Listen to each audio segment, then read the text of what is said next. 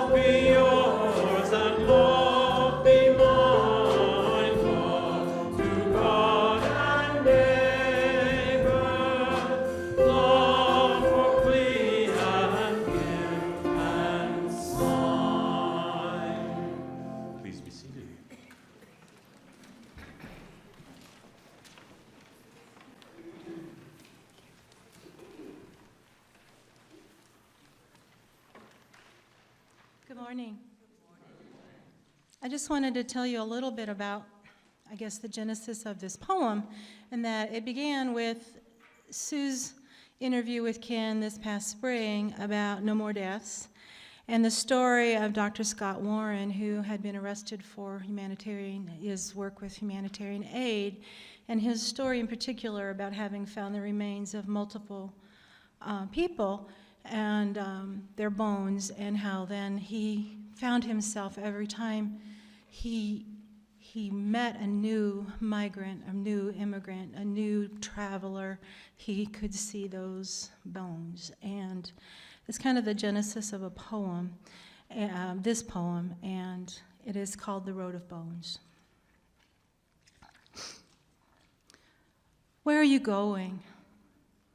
Does the warm wind carry you home? Does the bright sun bleach your bones? Small scraps of a life once bursting with dreams, colors faded by desert heat. You walked with pride in your soul. Your journey beyond long, beyond far. Hope carried you beyond many borders. Where are you going? Does the warm wind carry you home? Does the bright sun bleach your bones? The cactus know your story, sung by nesting wrens. They heard you singing, sighing, dying, when you stumbled one last time. The desert, it has no master. It is a wall to climb. So where are you going? Does the warm wind carry you home? Does the bright sun bleach your bones? Other dreamers seek such wonder in a home which rings with freedom. So they come, children on their backs or holding tight to small hands. Perhaps the sun will guide them and the moon will lead them on. Where are you going? Does the warm wind carry you home? Does the bright sun bleach your bones? Shoes without soles and empty backpacks tell their tales to the coyotes as they pass. A rosary of glossy wood hangs in a creosote bush, perhaps a prayer, or a gift for some other traveler, because the desert, it has no use for such treasures. So where are you going? Does the warm wind carry you home? Does the bright sun bleach your bones? O desert spirit, how many bones do you hide? Do you weep for the brave ones who've lost their fight? Do your spring flowers decorate their graves? You, at least, would never be troubled by the color of their skin, because all bones bleach white in the desert sun. Where are you going now that your journey is over? Let the warm wind carry you onward. When golden sun glimmers on snowy bones, I pray someone will carry you home.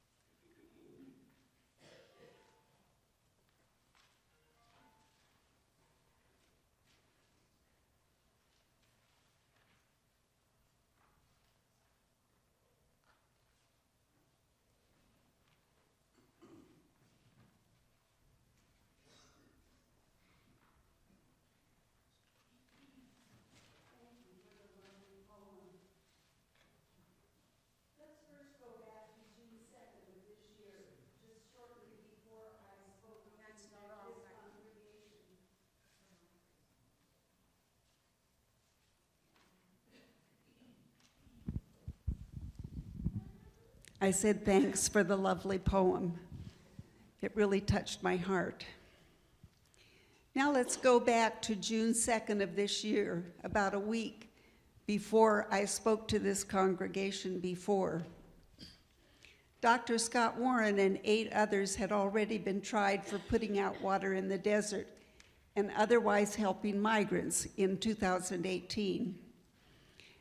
The 8 women had been fined $250 each for their efforts, and Scott's trial in May had ended in a hung jury, 8-4, 8 to acquit him and 4 to convict.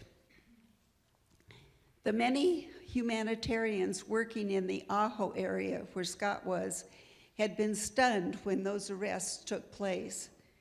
Scott had moved to Ajo in 2013 after he finished working there on the history of migration in the area. He first went there in 2009, and when he moved there in 2013, he became a significant influence on the growth and organization of humanitarian aid in the area. The humanitarians in Ajo said he was very inspiring. Although they were stunned, they shouldn't have been surprised. Scott and the other humanitarians, including many of us here, knew that in April 2017, then Attorney General Jeff Sessions had gone to the border and directed his prosecutors to prioritize transporting and harboring of illegal aliens. This is a new era, Sessions said. They also knew from direct experience that the land manager, Sidney Stone, at the Cabeza Prieta Refuge in southwestern Arizona, had changed the permit requirements to ban the leaving of food, water, blankets, clothing, and medical supplies on the refuge. Later, they learned that Sloan had developed a blacklist of people who were banned from the refuge, and that blacklist was comprised exclusively of No More Deaths volunteers. They also were aware that No More Deaths was just releasing its 6th report on the abuses of the Border Patrol, and that the Border Patrol agents and hierarchy would not be happy about that. Oh yes, they also knew that Bird Camp, the base of operations in the Aravaca area, had been raided, and in addition, Border Patrol agents had threatened the director of the Colibri project, saying, they, No More Deaths, have gone too far, and they'll regret it. On that day, in June the 2nd, the court was to decide whether to try Scott again. We waited with bated breath, despite the fact that the country appeared to be with us. In a survey this August by Chris Zepeda Milan, an associate professor of public policy at UCLA, found the vast majority of Americans, including the vast majority of Republicans, do not support the criminalization of the type of work that No More Deaths and Scott Warren were doing. Nearly 87% of 1,500 adults surveyed. Nevertheless, it was hard not to feel despair. The stakes were so high. If Scott were tried and found guilty, the work of numerous humanitarian groups, including Tucson and Green Valley Samaritans, Humane Borders, Tucson and Phoenix No More Deaths, other groups, including some from California, including people from this congregation, would come to an immediate halt. Even though the number of border crossers is currently down, many people would lack the humanitarian support needed to make a successful journey. Border Patrol and federal courts would have free rein over the humanitarian groups trying to help their desperate neighbors. Hundreds of volunteers would feel thwarted. Networks of support developed over the past 15 years of diligent effort would be worthless. The number of deaths would increase. The average is about 155 a year over the past 20 years. On the other hand, if Scott were tried again and acquitted, the work would continue. There was some hope that Scott and his team would prevail. We had already won several cases in federal court. Then Scott's previous 8-4 verdict led us to believe that local sentiment, as well as national, was with us.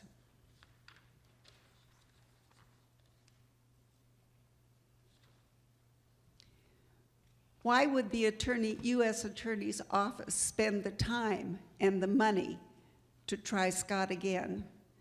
But try him again they did, as announced on June 2nd. The trial started November 12th, just this past month. Testimony lasted for 6 days. This time, Scott faced 10 years for 2 counts of felony harboring. That is, hiding illegal people, rather than 20 years for harboring and conspiracy he had faced in his trial in May. During his trial, Scott spoke of his deep spiritual faith that caused him to respond to the many deaths in Ajo he had learned about while working on his dissertation. He said, "Once you realize what's going on and have a more complex understanding of it, how could I not help?" Sounds like Sister Darlene's quote that I read when I was here before. He feels a deep connection to the land and to the human remains. And as Peg said, he conducts a simple ritual when he finds human bones and a skull in the desert. Scott was acquitted.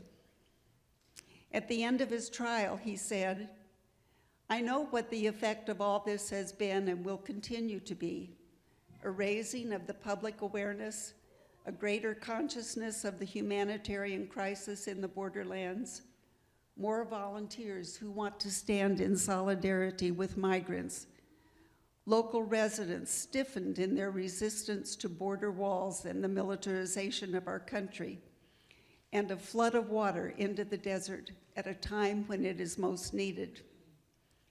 From a publication called Living Nonviolence, Carl Klein writes, "The problem is not a wall or no wall. The fundamental problem begins at home, where we have trouble mobilizing the instructions of Jesus into social structures, where the needs of the hungry, thirsty, and naked are met. I always thought Jesus was pretty clear. When we feed the hungry, give drink to the thirsty, clothes to the naked, we are doing it to him. I also thought the Bible was pretty clear.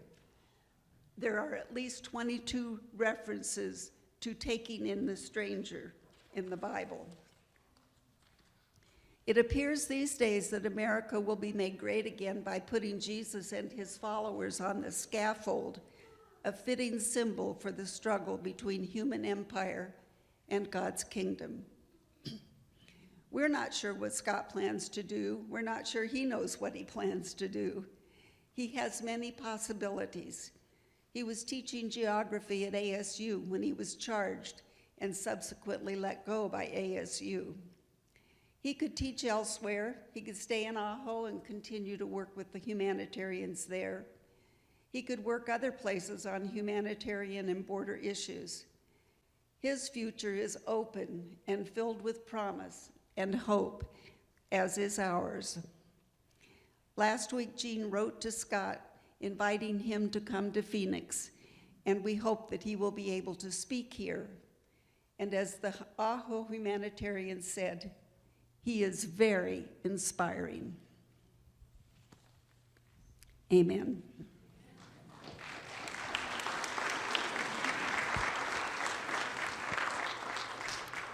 Thank you, Sue. And also, Alicia Jacobs, she has acted as translator for our Immigration Justice Ministries and has done a lot of different court documents for us over the years. And she also then translated Peg's poem into Spanish, and she'll share that now.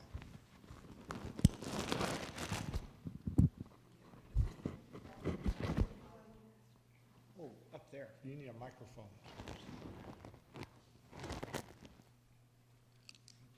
Good morning.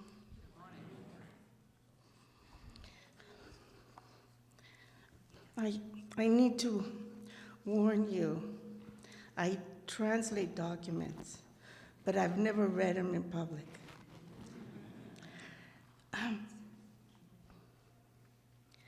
¿A dónde vas? ¿El viento caliente te lleva a casa? And I may shed a tear. El sol candente blanquea tus huesos.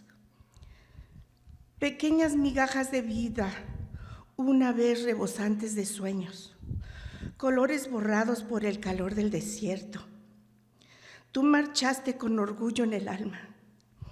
Tu viaje más allá de lo largo, lejano. La esperanza te llevó más allá de muchas fronteras. ¿A dónde vas? El viento caliente te lleva a casa. El sol candente blanquea tus huesos. Los nopales saben tu historia cantada por las aves que anidan. Ellas oyeron tu canto, suspirando, muriendo, cuando tropezaste por última vez. El desierto no tiene dueño. Es un muro por escalar. ¿A dónde vas? El viento caliente te lleva a casa. El sol candente blanquea tus huesos. Otros soñadores buscan tal maravilla. En un lugar que sueña con libertad. Así vienen con los niños en sus espaldas, agarrando apretados las manitas. Tal vez el sol los guíe y la luna los dirija. ¿A dónde vas? El viento caliente te lleva a casa. El sol candente blanquea tus huesos. Zapatos sin suelas, mochilas vacías, hablan tu historia a los coyotes cuando pasan. Un rosario brillante de madera cuelga en un arbusto de creosote. Quizás una oración o un regalo para algún otro viajero, porque el desierto no desea tales tesoros. ¿A dónde vas? El viento caliente te lleva a casa. El sol candente blanquea tus huesos. Ay, espíritu del desierto, ¿cuántos huesos escondes? ¿Y tú lloras por los valientes que perdieron su lucha? ¿Tus flores primaverales decoran sus tumbas? Tú al menos nunca te preocupas por el color de su piel, porque todos los huesos blanquean igual con el fuerte sol del desierto. Ya la travesía ha terminado. Deja que el viento caliente te siga llevando. Cuando Cuando el dorado sol brille sobre los huesos nevados, yo rezaré que alguien te lleve a casa. Thank you.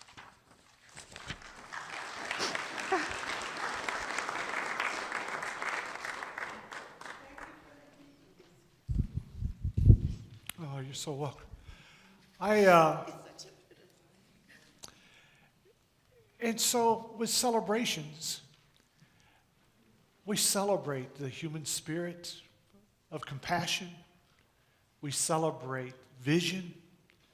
We celebrate the incredible work and heart of Jean and Sue, Alicia, and so many others, and so many of you sitting in these pews, that for the last 5 years you have opened up your hearts, your minds, and your homes because other people from other lands, they were driven by hope to come to this country. And so we celebrate their hope and we celebrate the work that we have done.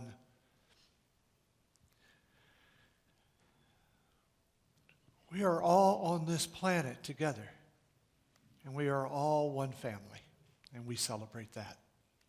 If you have a birthday or an anniversary, or you have something that you can celebrate, perhaps you were surprised by grace or you were surprised by hope, I invite you to stand and share with everyone.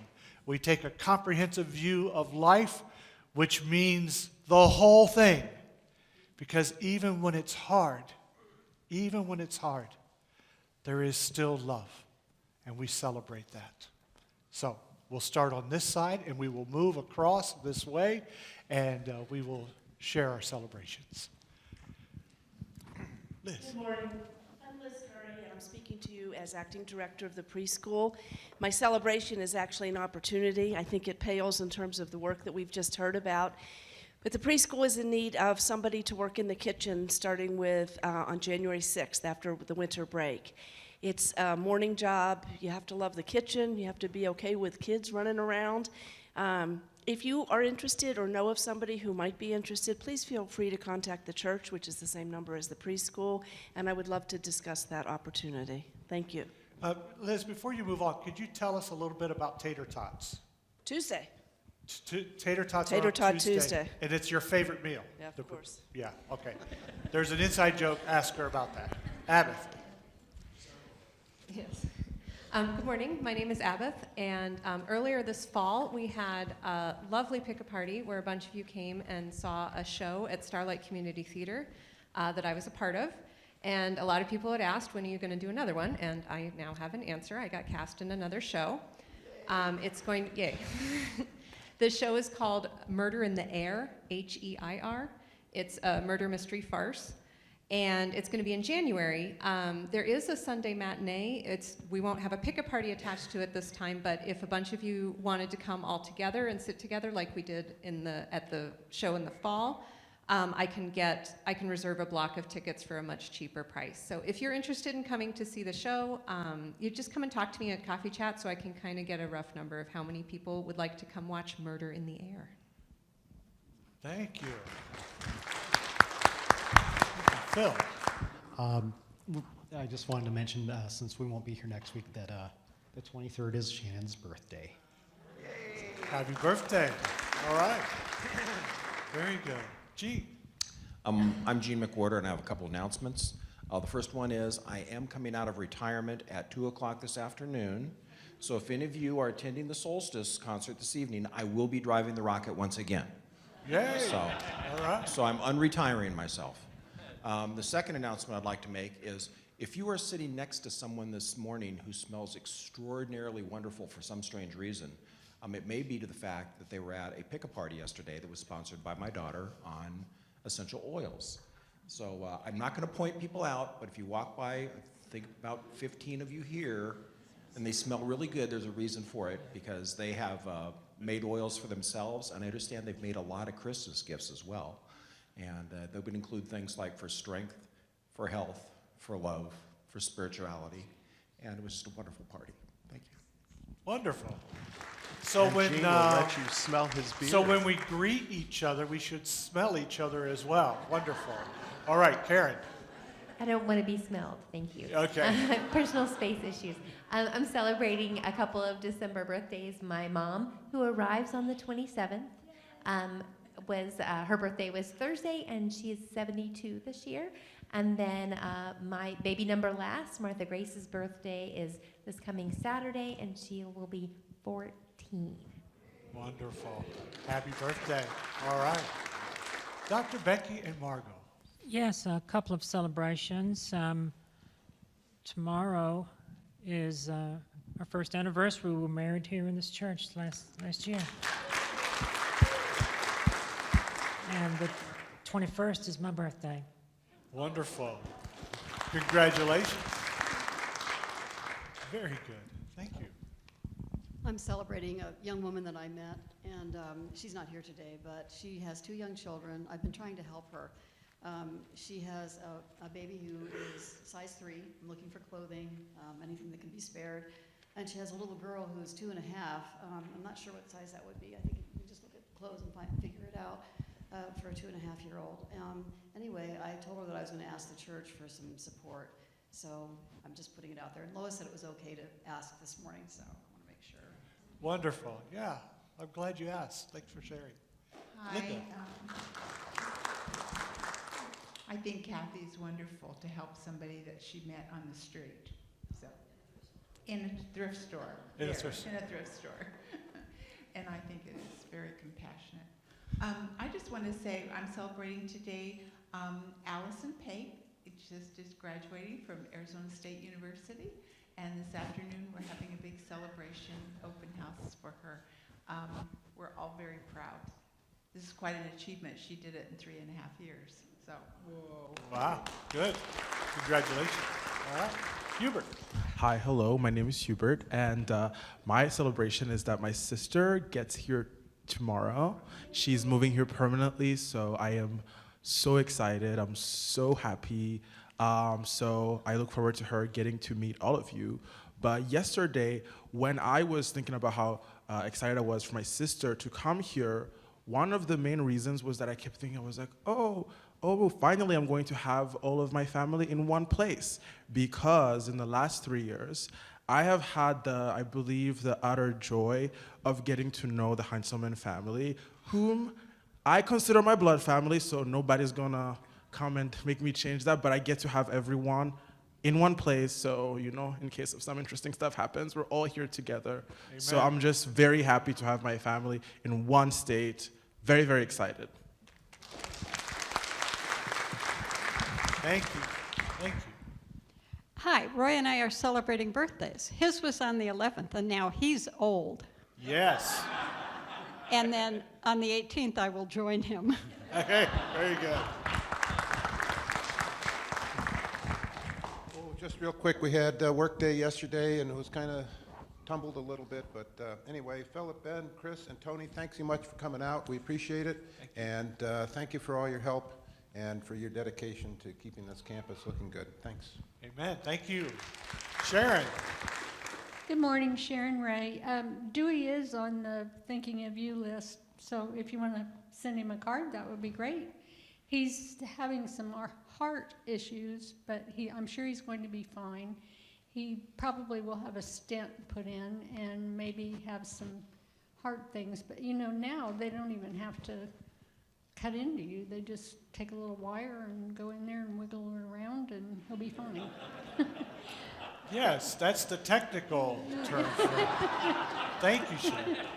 Yeah. Thank you. And the other thing, I had the joyful experience of getting to listen to Mark Kelly this week, and he assured us all that the earth is definitely round. Oh, thank you. And, he is really a joy to listen to, and he really makes you know that this earth is a gift and that we are all responsible for it, and there is no plan B. Amen. This is it, guys. So Yeah. I thought he was very inspiring. Good word, Sharon. Thank you. John. kind of following up on what you said, there was a reference to Paul Volcker, who recently died, and part of his last book he wrote, he made comments about the importance of the earth and the importance of the EPA and taking care of our environment. And if you can find that reference that was quoted by him, it's really very well written. I read somewhere recently that to have a baby today, it costs over $20,000. And I can't remember the exact number, $24,000. 48 years ago, it was about $350. And 48 years ago today, our daughter was born. And my wife and I were both seniors in college and married and had no health insurance. So we did it without insurance, and it was kind of tough.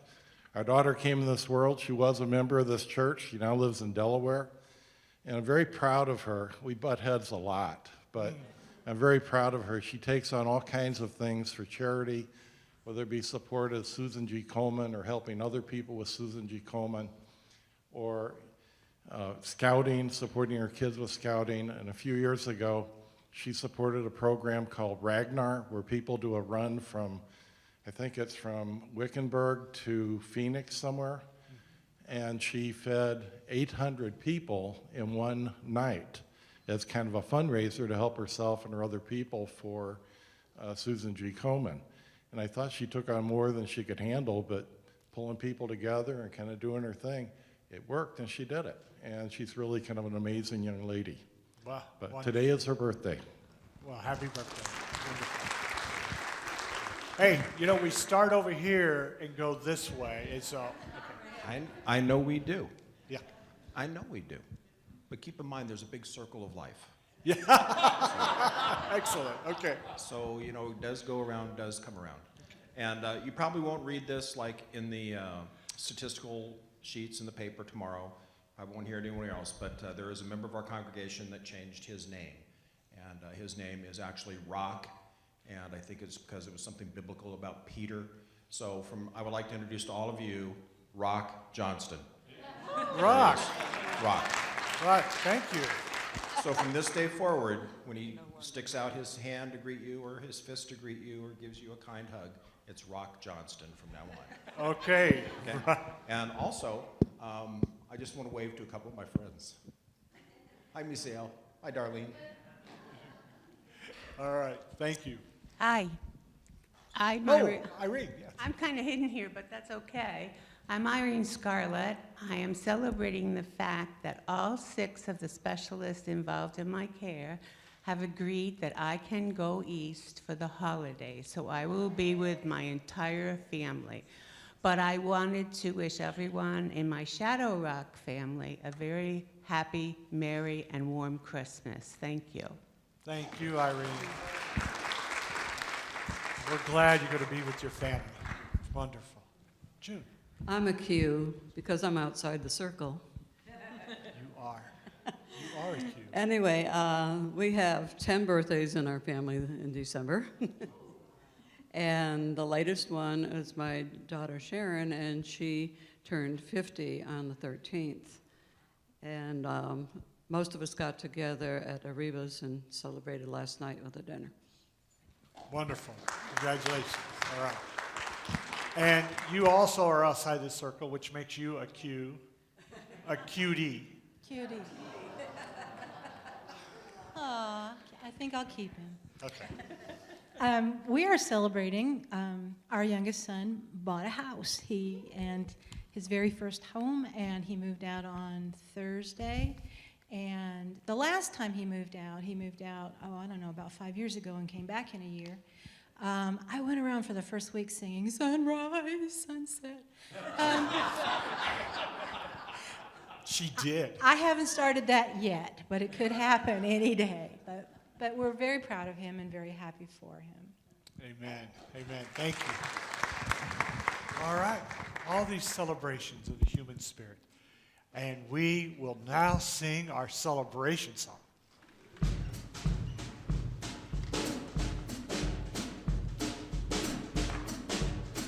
Good morning, General. If you are comfortably able, please stand and sing with me. No, I'm sorry, I didn't hear you the first time. How are we doing, Shadow Rock? Hey, I like the sound of that. So, for this song, all of you are going to sing with me, and the choir's going to echo.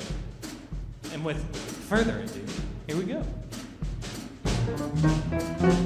I feel good. I feel great. I think it's time to celebrate. Whether it's your birthday, anniversary, or you're just having a good day, we're glad you're here to celebrate. We celebrate your being here with me and some in His story. No matter who or what we are, the journey of life we're welcoming to celebrate. Glad you're here. Let's celebrate.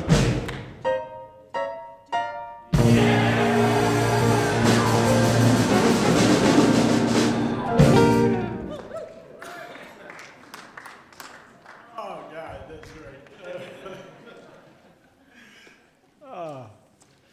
Take a deep breath. Thanks, guys. Thank you all. The word about life comes from 1 Peter, not Peter Johnston, but I mean rock. Please follow along. Finally, all of you have unity of spirit, sympathy, love for one another, a tender heart, and a humble mind. Do not repay evil for evil or abuse for abuse, but on the contrary, repay with a blessing. It is for this that you were called, that you might inherit a blessing.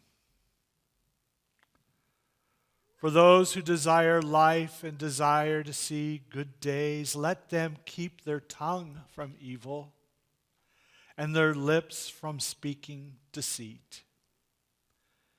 Let them turn away from evil and do good. Let them seek peace and pursue it. For the eyes of the Lord are on the righteous, and His ears are open to their prayer. But the face of the Lord is against those who do evil. Now, who will harm you if you are eager to do what is good? But even if you do suffer for doing what is right, you're still blessed. Do not fear what they fear. Do not be intimidated, but in your hearts sanctify Christ as Lord. Always be ready to make your defense to anyone who demands from you an accounting for the hope that is in you. And yet, do it with gentleness. Do it with reverence. Keep your conscience clear,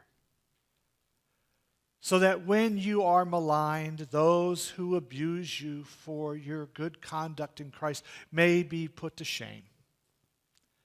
For it is better to suffer for doing good, if suffering should be God's will, than to suffer for doing evil.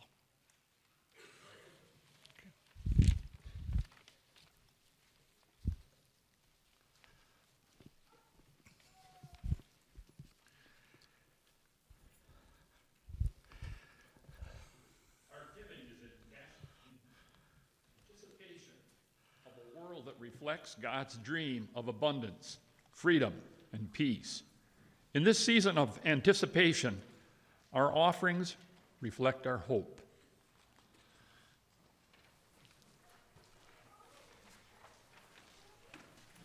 It is a y'all come this morning. It is the What Child Is This? Most of you know it.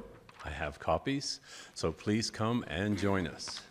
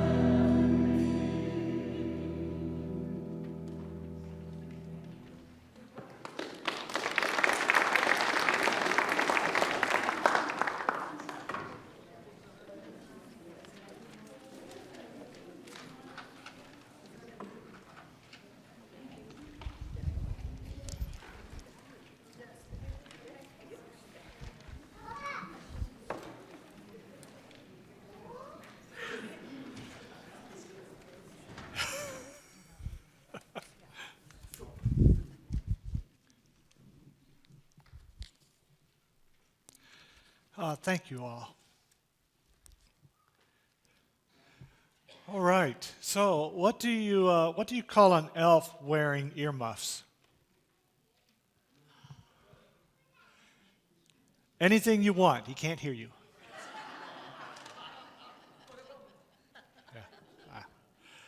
What did Adam say to his wife on Christmas?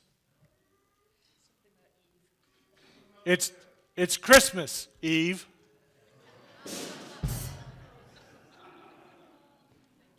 One more. One more. Why don't crabs celebrate Christmas? Because they're shellfish. Yes, that's it. Who said it? Who said it? Yeah, good job. Okay. And I did 3 of very bad jokes because one for each candle that we lit today. That means 4 next week. That's right. So, all right. The word about life from 1 Peter is this is a passage that I learned when I was very young, and it has stuck with me always. Especially the verse that says, "Always be ready to make your defense to anyone who demands from you an account of the hope that is in you, yet do it with gentleness and reverence." I am grateful to Peg and Sue and Alicia as they speak of bones in the desert and they speak of hope. I hear the argument that people crossed a border and broke a law. I want to remind us that the law is arbitrary. For years it was a misdemeanor. But then as our society, we got all scared and anxious, and we bumped the same human activity to a felony. What never changed is the human drive of hope. But what did change is our felt need to criminalize it. For this 3rd Sunday of Advent, or what we have cleverly themed Adventure Time, we lift the theme of hope. And during our time of stewardship, we explored the idea of giving in order to take care of our home. For the weeks leading up to Christmas, we use our imaginations to join the Holy Family in a pilgrimage away from home to a spiritual and holy event. Again, look at the map on the front of your bulletin and you can see that we have traveled from conflict to peace, from sorrow to joy with the help of the choir. And today we travel from despair to hope. Again, there are 2 things I want to convey this morning, an invitation and a promise. The invitation is to use your imagination for the Advent season. This is a time of year when we can do this and be most able to use our imaginations and be forgiven for doing so. And these weeks will be full as Christmas stockings with songs and stories of flying reindeer, overworked elves, and talking snowmen. Wink at each other, and for moments participate in the magic. Open your hearts and minds and take your imaginations up a level. Imagine that the next few weeks you are on a pilgrimage from brokenness to wholeness. Specifically for today, it's a pilgrimage from despair to hope. The second thing I want to convey this morning is a promise. The promise is that we can move from despair to hope. When you look up the definition of despair, it is difficult to define it without the word hope. In fact, the definition of despair is the absence of hope. It is the feeling that everything is wrong and that there is no way that anything can ever be right again. Despair is often the first emotional shock wave of sorrow and loss. This past July, when Peg and I were out of town, Amelia called Peg with great fear and panic and dread. Amelia found our grandson Fletcher in their swimming pool unconscious. Amelia jumped in, pulled him out, resuscitated him, and called 911. Amelia is our shero. And many things were set in motion, and Fletcher is fine with no lingering effects. And while Peg and I were 1,700 miles away, which added to our helplessness, Jean and Cindy McWhorter were there for us at the hospital. And we're grateful to them. When Peg got the call, and Amelia could hardly talk, the message was that Fletcher had drowned. Peg's immediate reaction was physical, mental, emotional, and spiritual. Her legs could not hold her up. She fell to her knees, she cried out, and she dropped the phone as despair overwhelmed her. In that moment, everything in the world is wrong. And there is no way that anything would ever be right again. Despair is one of the most profound human experiences. Not a United States citizen experience, not a Mexican citizen experience, not a Rwandan experience. A profound human experience. And it can manifest itself in suicide. For suicide is called a disease of hopelessness.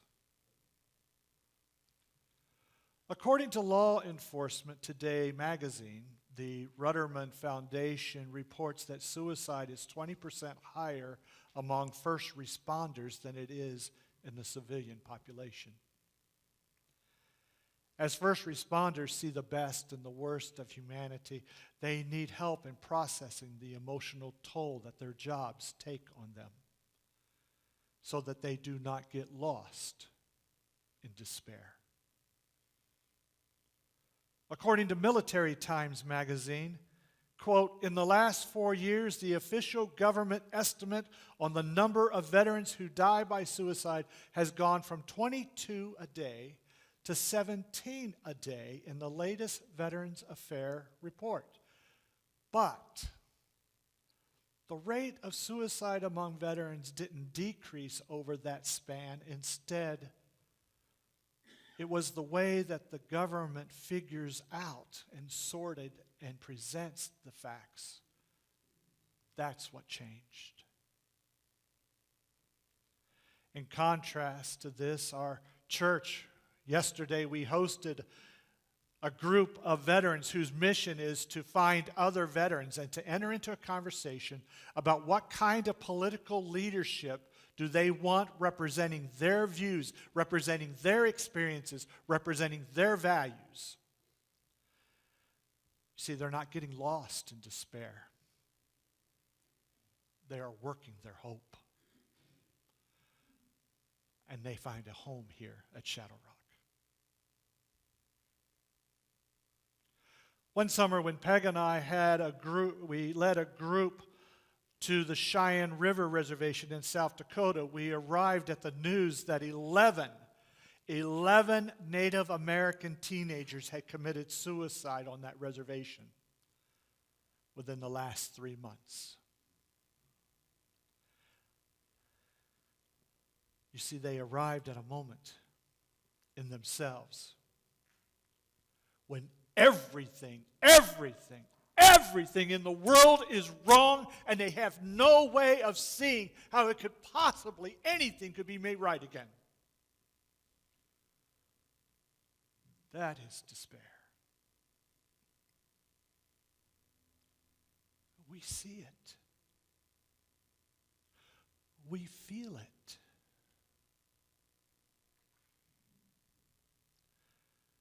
And yet the word about life says to us, always be ready to make your defense to anyone who demands from you an account of the hope that is in you, and to do so with gentleness and reverence.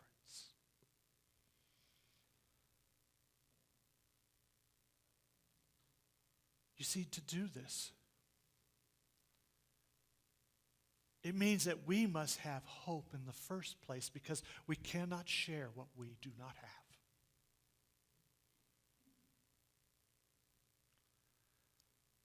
I feel the struggle of hope for hope. All of us have these emotional, spiritual wells, and all of us have these wells of hope, and sometimes the well runs close to being dry. That our hope might just barely be a trickle. And yet, when life brings me to a place of the push of despair meets the shove of hope, I feel hope winning.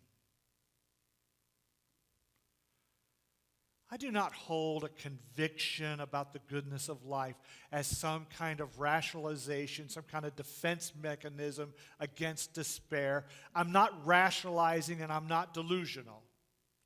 In fact, some of you even would say, Ken, why are you so depressing?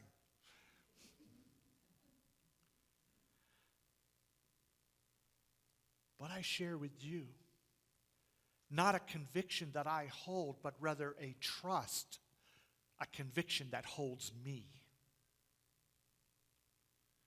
I begin with the acknowledgement that I don't know anything. Despite my ignorance, I believe that at the center of all of life there is a mystery that reaches out to me. And I experience the mysterious heart of reality, not as despair that destroys, but as love that creates. I witness this every day, and when my spirituality is at its healthiest, I can experience this truth in every moment. I see it in your smiles. I see it in your hope. I see it in your tears. I see it in the hope that you have for each other and for your family members, and the hope that you have for this world.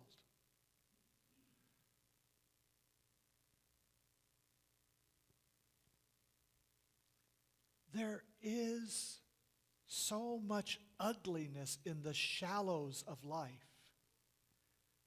but so much beauty in the depths of life. Mystery is such an important part of it. Proclaiming the mystery, reaching out to the mystery, being vulnerable enough to be touched by the mystery is the most important reason for us gathering here every week.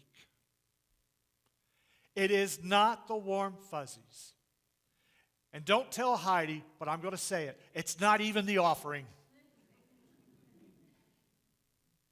And she would agree, really.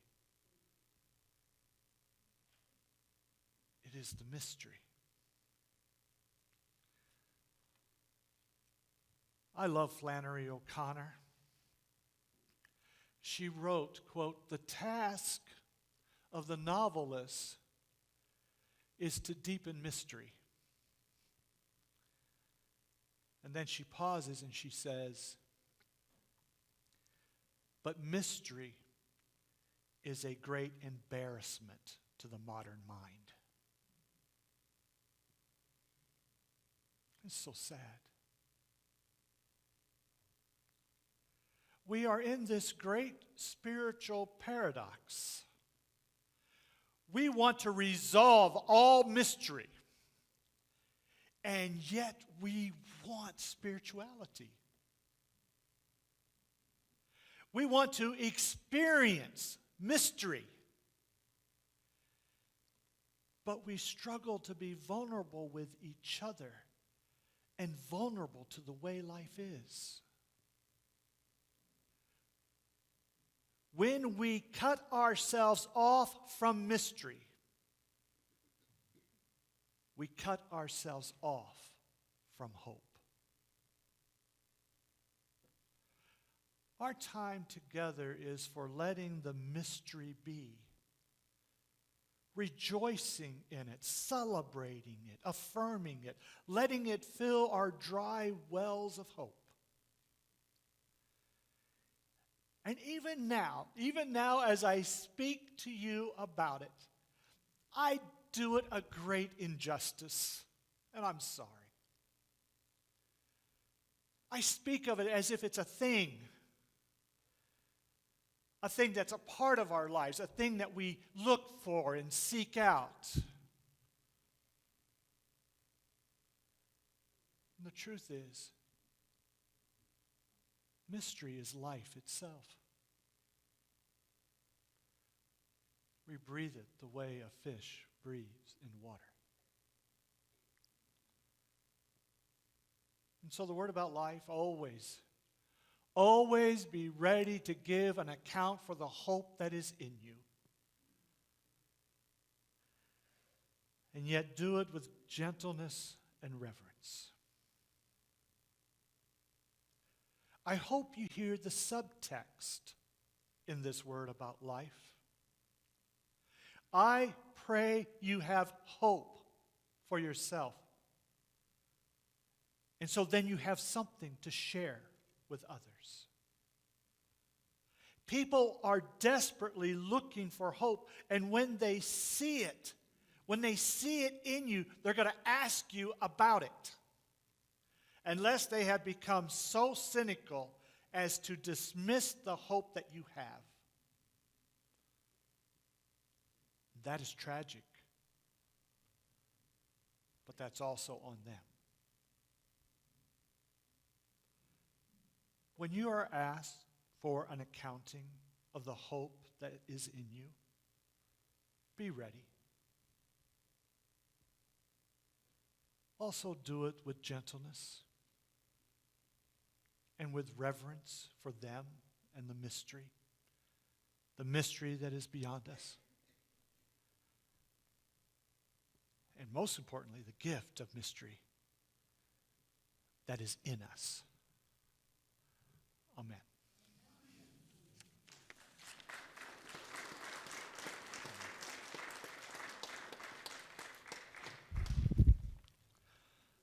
Thank you all. Please stand if you're comfortably able and join me in our words for mission. Take your encouragement from Christ that your hope may blossom.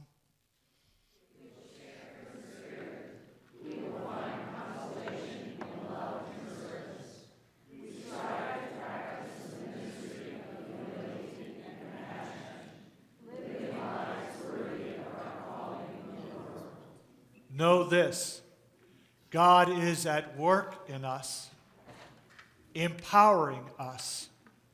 May hope pervade our lives individually and communally. These are the times. We are the people. All of creation is blessed. May we love all and serve all. God be with you. And also with you. Amen.